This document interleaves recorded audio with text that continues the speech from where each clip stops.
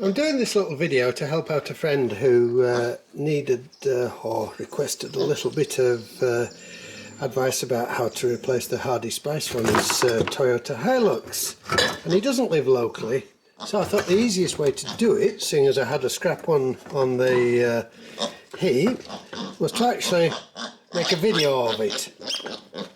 A friend here wants to help.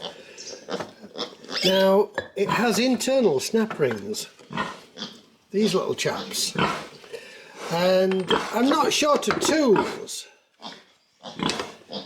I've got a drawer full of snap ring pliers and circlip pliers, but actually I found the easiest thing to remove the snap rings with is a 3-inch nail, because you can just get underneath the edge and open them out with a few blows from a little hammer. And they come off quite easily because they aren't a full circle. So the first thing to do is take off the 4 snap rings. There, it's gone now. And you get another nail underneath it and just pop it off. Easy. Then get yourself a bit of emery cloth and clean the journals up so that you can get them out more easily. A teeny weeny little bit of effort now will save you a lot of effort later on. It's the work of moments, really. It doesn't take much effort at all.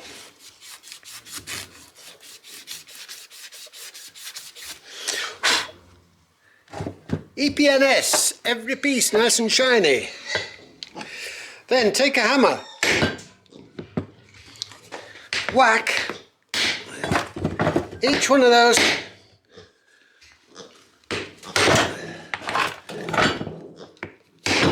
mountings on the end, and the shock just helps to loosen the journals. Now, I'm doing this with as little equipment as possible because I don't know how well equipped my friend is, and so I'm going to do it as if I didn't have a vise or a press. Now, if I was going to do it in the vise, I would take that part of it off first, leaving the hardy spicer on the yoke that fastens onto the axle or gearbox, because that gives you something to hold on to. But if you don't have a vise, you'll have even more hassle getting it off because there'll be nothing to hold it. So I'm going to take this yoke off first. Now, with your penknife or a scraper or whatever you've got, scrape any rust off these areas.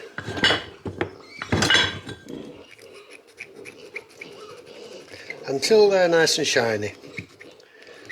No point trying to force the bearings past the rust.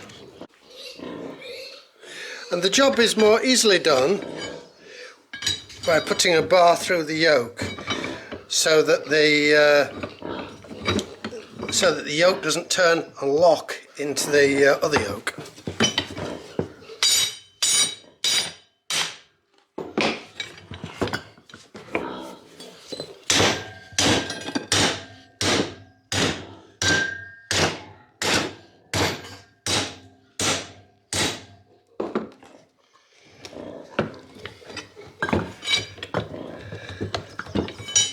So, as we can see, that side is now loose.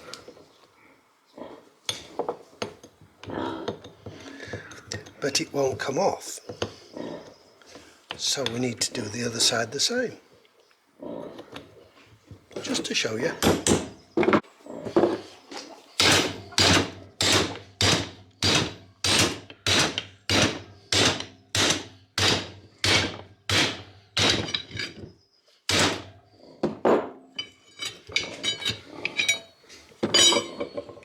There we are, that's both sides free.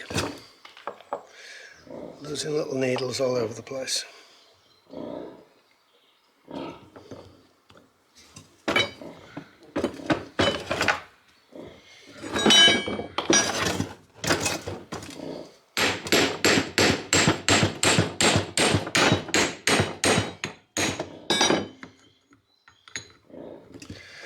And now we should be able to waggle the yoke free of the joint. And now to drive the other two bearings out, I can use one of the old bearings that I've taken out, but this is actually a good joint, so I don't want to damage it. So I'm going to use a drift, but you could use a socket if you wanted to damage one of your sockets. So knock it a bit that way, then knock it a bit the other way, then knock it a bit the other way, and it'll soon come out. Of course, if I wasn't bothered about damaging the hardy spacer itself, I could hit the joint, but I don't really want to damage it. Now when you've got it down 1/8 of an inch or so, put a little bit of oil on it, WD-40 or anything, because it will make it easier to come the other way. Then turn him over and drive that one back.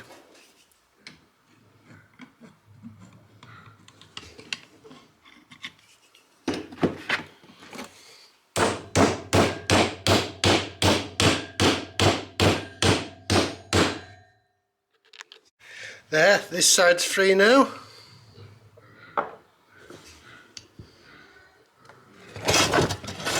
Turn it over. Knock that one back.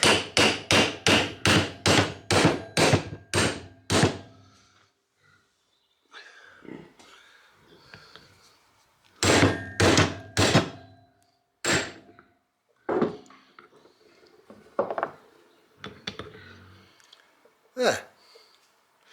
That part of the job is done. Reassembly is more or less a reversal of the procedure, but before you do anything else, get your emery cloth and clean out the yokes. Let's make life easy for ourselves when we're doing these jobs. You're not moving any metal, you're just polishing the rust off. Now with all these jobs, don't think which is the easiest one to do first. Think which is going to be the most difficult one to do second, because that will make life easier for yourself again.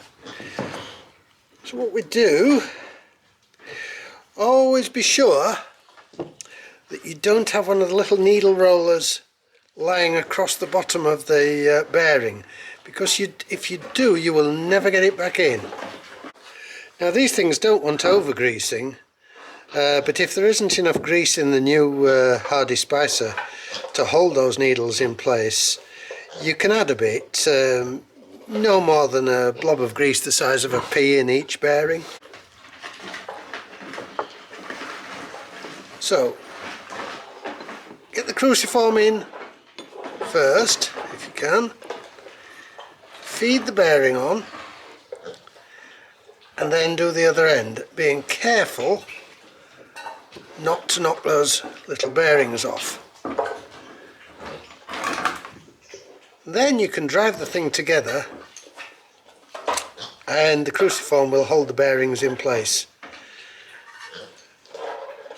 Job done, really.